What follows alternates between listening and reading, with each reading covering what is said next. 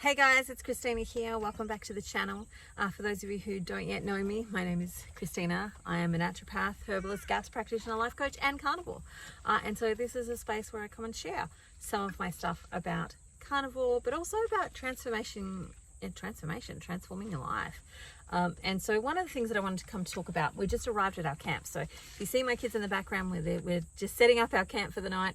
My husband's drinking all the ice water, not leaving any for me. And so it's quite hot.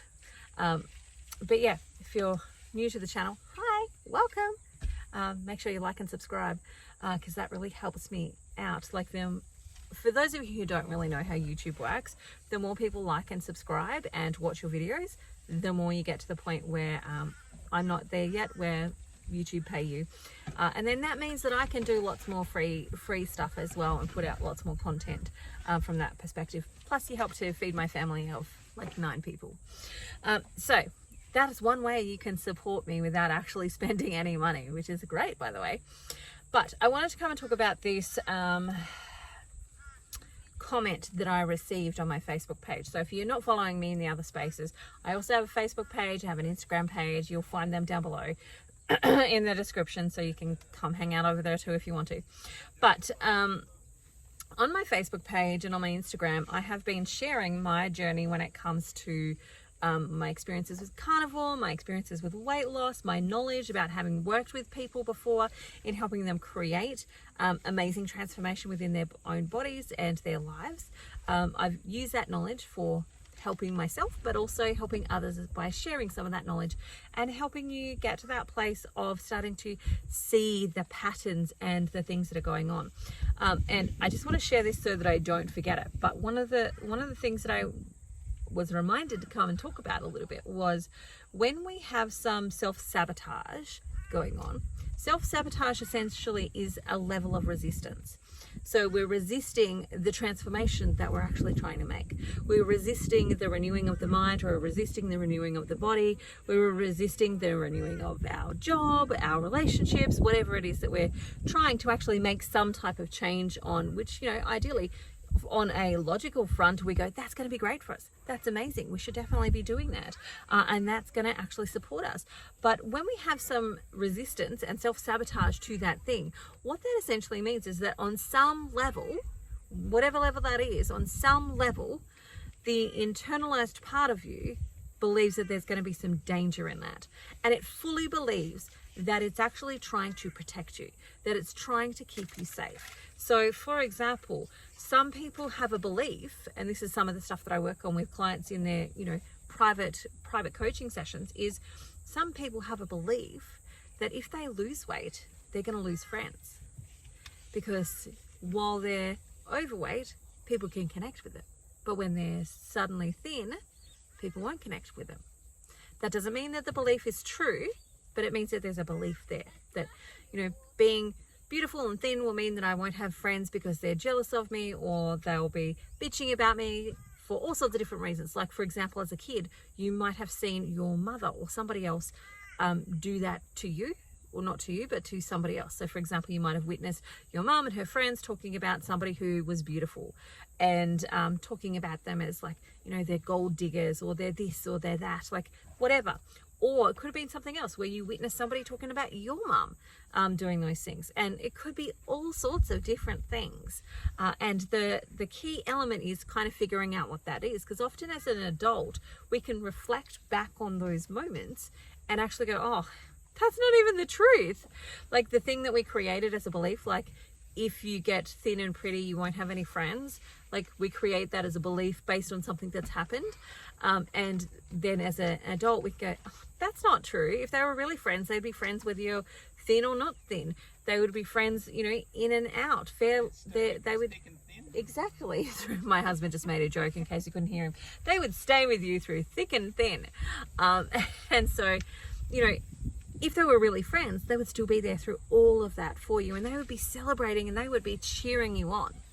And so when we're going through this process of transforming our lives in some way, shape or form, what we need to do is actually go on a bit of a scavenger hunt and keep our eyes open for these types of clues, because when we sabotage, there is some level of resistance, and in that resistance, there's some element of your life that makes you think, or some element of your mind, brain, belief system that makes you think that this is not going to be safe, healthy, good for you.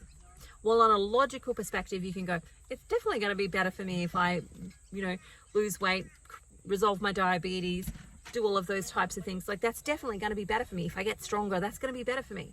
But there's a whole bunch of different beliefs that can be around that stop us from moving forward when it comes to creating the results. Now, this is not just on this level, this is on every level. So for example, if you have money stuff where you just like, money comes in but it's out the door straight away, or you find it really hard to get money, there might be some beliefs there around money, that money's not safe. Like, you might have heard as a kid that money is the root of all evil, and so you don't want to be evil, so we don't want money. So we end up doing things that reject and sabotage money. Even when we've gone, yes, I really want money because I want this beautiful, amazing thing, what we need to do is connect in with what are some of those sabotages that are there. And often they're not spoken about, which is why they have so much power, is because we don't say them out loud, we don't talk about them, and so they continue to have lots and lots of power over us because we don't actually talk about them.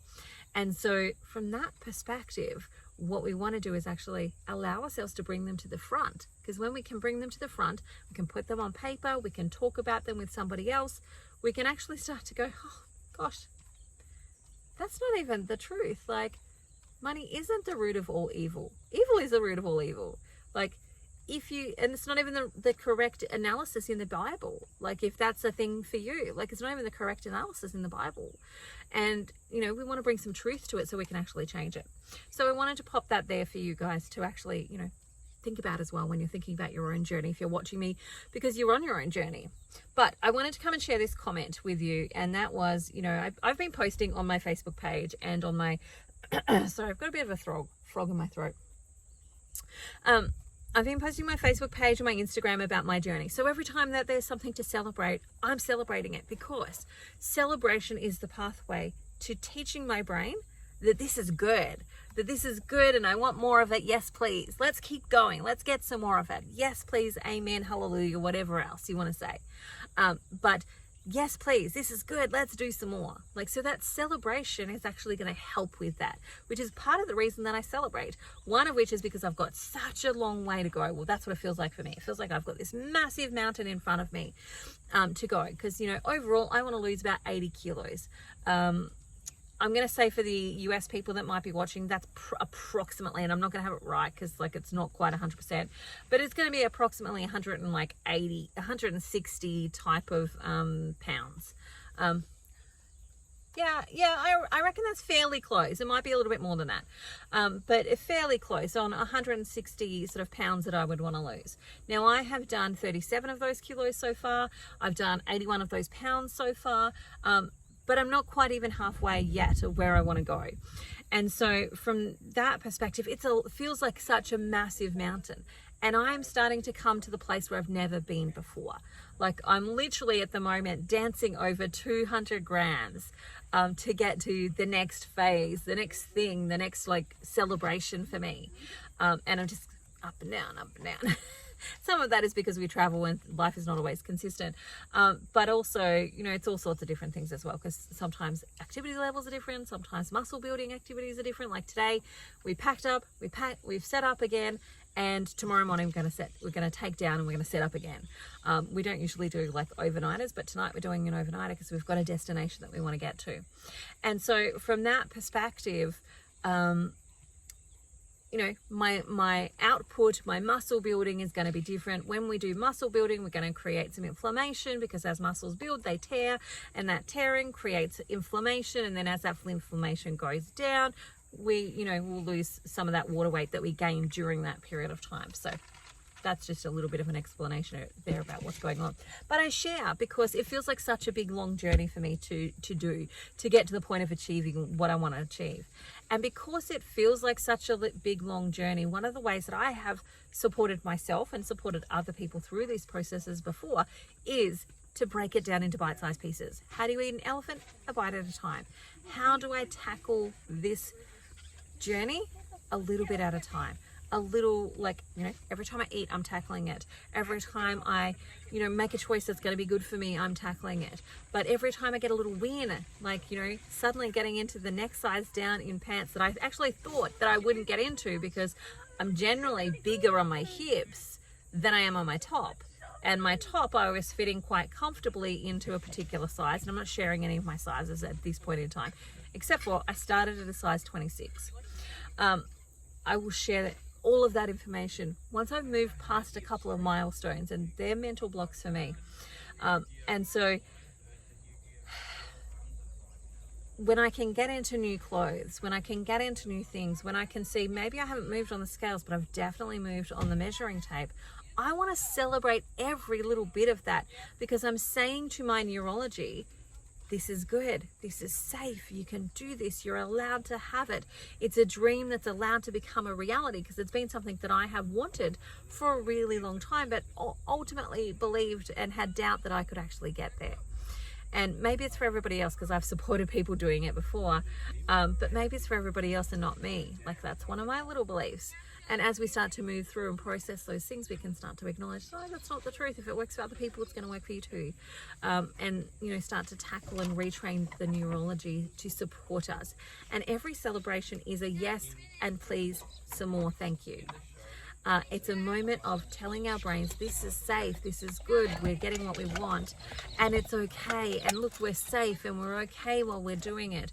And teaching our brain to support us, because when your brain believes that this is good and safe for you, it will do it. It will help you. Your brain will be attuned to the foods that are going to help you get there. It will be attuned to not even looking at the foods that are not going to get you, because they're not in alignment with what the truth is internally in your brain, and all of that type of stuff. So I've been sharing, and most of the time I get positive results. Most of the time I get people who also celebrate with me, that also encourage with me, who are like, yay, I'm so happy for you. I don't know why and how this is working, but I'm so happy that it actually is. And people that are just cheering me on from the sidelines, you know, going, you go girl, you got this, don't stop, keep moving, you've got it. Like, you know, most of the time that's the type of stuff that I get. And it's not about seeking approval from those people. It's about me celebrating my own wins and putting it in a space, because ultimately my goal is to help other people. So, you know, when I'm looking at my why is, of course, my own health. My why is looking after my body, my family, my spiritual life, all of the other stuff. But it is also beyond that. It is beyond that in showing other people what is maybe actually possible for them. By me being the size that I am, or size that I was, and starting to show people, look, you can actually do it, that there is actual change possible, that you don't have to go get the surgery to make that happen. You can go get the surgery if you want to. If that's your thing, go do that. But, you know, if you don't want the surgery and you don't want to take all the pills and the shakes, this is another really actual viable option that you can have. And as I do that for me, I show and demonstrate that for other people, which is part of the reason that I share, because I want to be able to shine a light and guide and do all of those things. Anyway, so with all of those posts, there was one day not that long ago where I shared, oh my god, I got into the next size pants. That's amazing. I'm super excited about that. And I also, you can't see them because I've got little rainbow pants on at the moment, but if you've on my Instagram, you would have seen these pants. But these are it says on the tag like one size fits all type of pant, and I'm like, yeah, right, those things never fit me. They say one size fits all, but like they're really meaning all the skinny people. But these actually fit. I'm like, yay, that's exciting too. But anyway, so I posted about getting into the next size of pants and celebrating that win. And this is a comment that I got from somebody who's, I haven't shared their name and stuff on Facebook and Instagram, but somebody who considers themselves fairly intelligent and, you know, all sorts of things. Anyway, here's what they wrote. But why do you need to ask, like that was the start of it. There wasn't anything else. Like, I'm just celebrating the thing. But why do you need to ask people to approve of your accomplishment online? Why? This is what fuels online looking for approval or celebration weight loss is not this. Australia of the Year highlighted this matter. The Australian of the Year highlighted this matter. By highlighting your weight and journey, you heighten anxiety for others. Quiet achievers are the best, but I salute you still doing your best. And I was like, oh, this is a really interesting comment. And actually, when I get these things, I actually will sometimes remove them and delete them and just get rid of them out of my space, because that's actually my space. That's my space where I share my things, but also it's a space where people who are my clients come to look, people who are looking to just get some inspiration come and look. And I don't necessarily want them to get that garbage, that they're not allowed to share their wins because it might upset somebody else, that somebody else might feel upset about their own lot in life right now, or where they're currently at with their own health because somebody else is improving theirs. Like, that just is going to create another block for those women who have already got plenty of resistance, plenty of things to create self-sabotage for them already. It's just going to create another issue. And so this is one of those comments that I have removed, and I've banned the person from my page, because there's nothing useful there other than doing your best, and I salute you in that. But that kind of feels like attack on at the end anyway. Like, kind of like, when people gaslight you, they're like, oh, you really bad person, but I'm going to say something nice that looks like I'm nice too. And it's not really, like, it's backhanded compliment. So this is one of those comments that I removed simply because I didn't feel that it actually served a purpose. I didn't want it to actually create another block for the women who I know are watching my journey and secretly doing it by themselves and believing that they have to shut up, that they have to be quiet. So I just wanted to read my response to that, which is, so now we're living in the upside down world, well, now in our upside down world that we live in, me taking care of my health, reversing diabetes, improving energy, my hair getting thicker and healthier, improving my eyesight, balancing my hormones, all of which leads to weight loss, is apparently shaming other women. When did we get to the point where we start saying to women that taking care of yourself and celebrating your wins should be something you do in silence? When did we start saying that you can't celebrate and share your achievements that aren't always easy?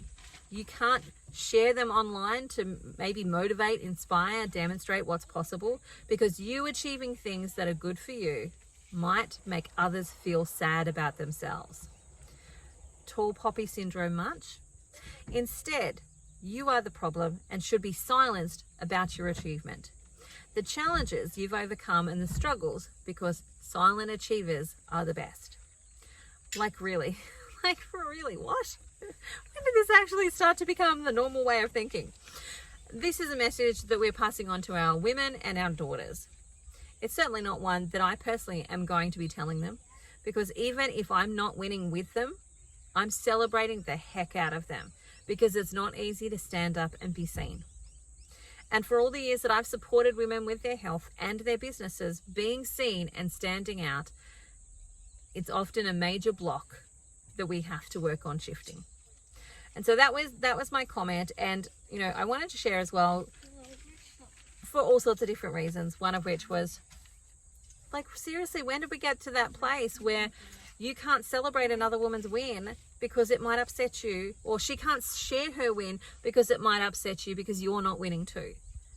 How do we get past that if no one's allowed to share their wins, and if we have to be silent about our wins? Like, that's probably one of the things that annoyed me a little bit about this actual post, was this whole silent achievers are the best. I'm like, what the fuck? Like, sorry for my language, sorry, but what the heck? Like, when did we start doing that? Like, when did we start saying to women that they have to be silent achievers? Silent achievers are the best. Like, no, they're not. They're achievers. They're just not celebrating it. And actually, they're missing opportunities to celebrate who they actually are. And it does make me wonder, do they lack in some self-confidence because they're not allowed to receive the celebration and the cheering on from other people? Like, what's going on in the dynamics that they're not allowed to have those things and feel those things and experience those things? Because it's hard work. Like, life is hard work. Achieving things is hard work. There are certainly times when I'm like, today, going into the supermarket, there was plenty of stuff in there that I would have gone, oh, I just would like to buy that today. I just would like to buy that today because, it's a rushy day. We're doing things like busy and I was hungry. It was hard work for me to go, no, I'm choosing my health. I'm choosing not to have this thing. I'm choosing not to have that thing because that's not going to support me. And so I wanted to come and share that with you. It was interesting, and it's been really interesting seeing other people's responses to this too, and then also connecting with my own responses to them as well. And one of those things is like, we've got such a society now that is like the upside down. We really are living in the upside down, where the things that is a normal process of thinking is not actually there anymore, and common sense is not common anymore.